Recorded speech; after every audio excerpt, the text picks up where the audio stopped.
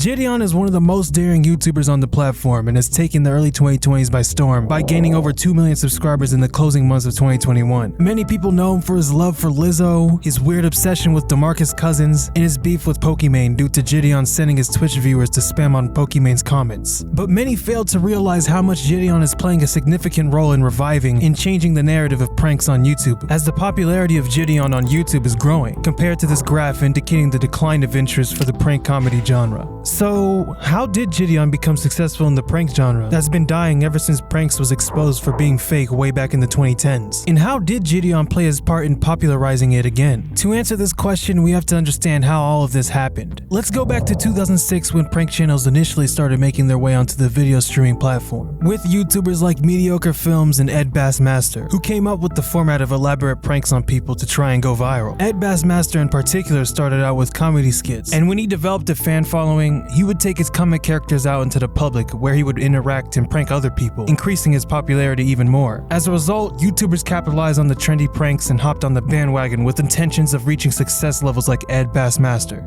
Over the years, YouTubers like Jack Vale emerged and inspired an entire generation of online pranksters with his infamous farting in public prank series. And of course, people made their own versions of that, garnering millions of views. From drive-through pranks to hidden camera pranks and prank phone calls, by the late 2000s, YouTube was full of similar content that was always trending. At this point, these pranks were usually harmless, short, and easy to watch one after the other, contributing to their viral potential.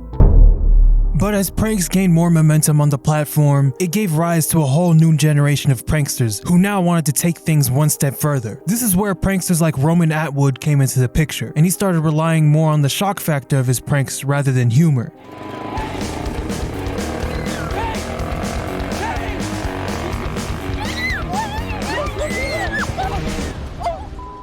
This formula worked in the beginning, giving rise to other similar channels like FouseyTube, Prank vs. Prank, and of course, the infamous Sam Pepper. At this point, almost all kind of prank videos would get millions of views, as the genre was at its absolute prime. But this was also when the YouTube pranking genre essentially went down the drain, with YouTubers constantly trying to one-up each other in terms of how outrageous their pranks could be. Many of these pranking channels started faking situations and carrying out highly inappropriate pranks to gain more popularity. In retrospect, these videos were obviously fake, but nobody speculated that these videos were indeed fake back then. For example, Roman Atwood played multiple pranks where he pretended to kill his toddler in front of others.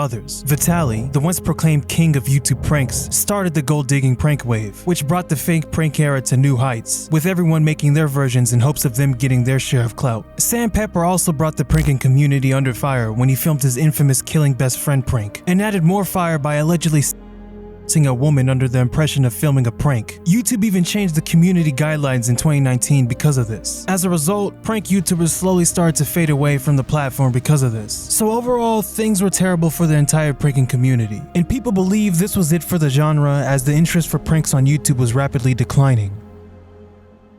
JiDion's channel started in 2018, and by then, prank channels on YouTube had pretty much stopped being a trend, with only a few channels from the early 2010s still shining today. In the beginning, JiDion experimented with his content quite a lot. He tried his hand at gaming, commentary, and even vlogs to see what would help his YouTube career take off. Whatever was trending, JiDion would hop on that trend to try and make himself some money. And while most of his older videos have now been removed from his channel, the first video that made JiDion blow up was a boxing match he shot in his backyard, which is now privated on YouTube. The video alone earned him over 4 million views and gained him thousands of subscribers. After finishing school, JiDion started focusing entirely on his YouTube channel, making comedy sketches and performing pranks on people. However, the problem was that people associated him as that one guy who makes backyard boxing videos. How do you go from backyard boxing videos to the shit you're doing now? The video after that, I'm like, damn, I got an audience now. Got to entertain them. Come up with this great idea. Picking up girls in Goodwill clothes. I literally looked it up. No one did it on YouTube. So me and my friends, we go to Goodwill. We pick each other's clothes and stuff like that. We see who could get them, like out of 10 for each of us. Whoever gets the most numbers, you know, they're safe. Whoever gets the least, they have to shave their eyebrows. It was a banger video.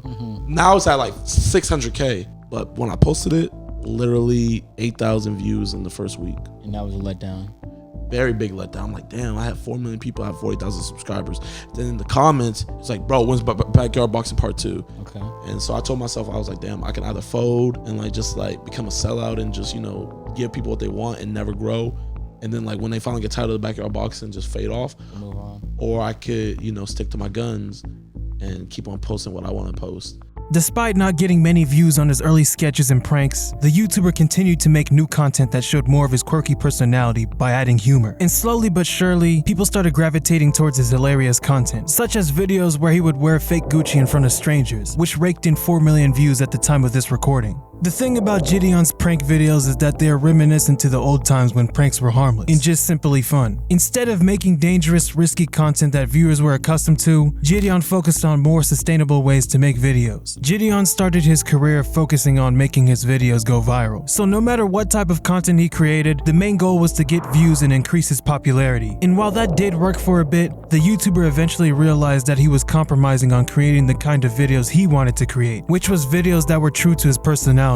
So that was when he decided to stop caring about virality, views, and subscribers and started to film whatever felt good to him. And this resulted in JiDion shooting and uploading some of the funniest prank videos on his channel, like his breakthrough video where he used a walkie-talkie RV car to pick up girls at a mall. JiDion uploaded the video and went about his typical day, but somehow he decided to post a snippet from the video to his TikTok account, which he hadn't used in forever. But this proved to be a smart move because the video blew up on TikTok and earned JiDion 90,000 YouTube views just 3 hours after he uploaded the video. His other videos included a man that JiDion's fan base dubbed the Shoe Palace Manager. In the first video, the manager, Tyrone, insulted JiDion when he found out that the box he had returned was empty. This started a feud between the two, resulting in tons of viral memes that helped JiDion gain a bigger following on the internet. JiDion took the cue from his success and started dropping diss tracks about the Shoe Palace Manager, making this one of his most known comedy bits. But as great as his career highs have been, JiDion has also gone through a fair share of trouble on the internet. While the YouTuber managed to cross his first, second, and third millionth subscriber all in the last 5 months of the previous year, this was also a time when he was in quite a bit of controversy. After a prank went too far, JiDion was arrested. In true JiDion fashion, the YouTuber filmed everything, letting his fans know he was being arrested for arson. The reason behind the charge was that JiDion lit a candle inside a restaurant bathroom as part of one of his videos, which is considered arson in some states, even if you don't set the place on fire. The 𝐒𝐿𝐴 situation was crazy as well. As I stated before, the beef started with a JiDion live stream. JiDion at some point told his viewers to go and spam on 𝐒𝐿𝐴's chat. Everybody say L plus ratio.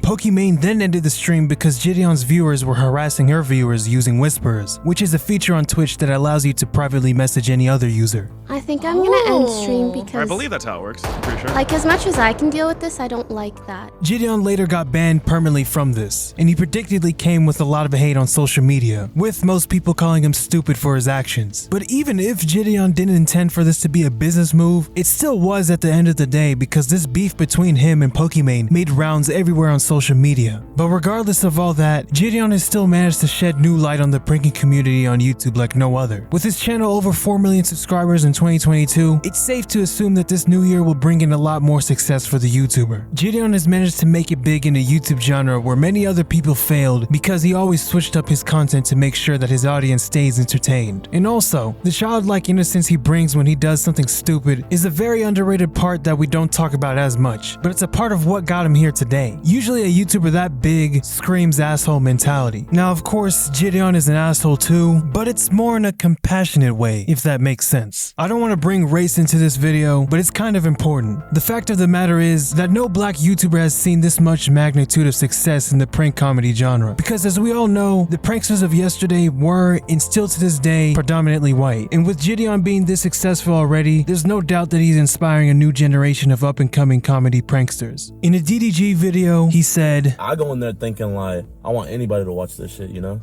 Personally, like when I grew up, it was kind of weird because like when I was in elementary school and middle school, it was, especially elementary school, I was like the only black kid there. And then like, I didn't start really getting in touch with like, you know, my culture until like I got into like high school. And so like I grew up like, you know, so it's like I lived my Hannah Montana, I lived the best of both worlds. But like, you know, I feel like that's what makes me me. You know, I could talk about the 2Ks, I could talk about the rap, I could talk about the pop.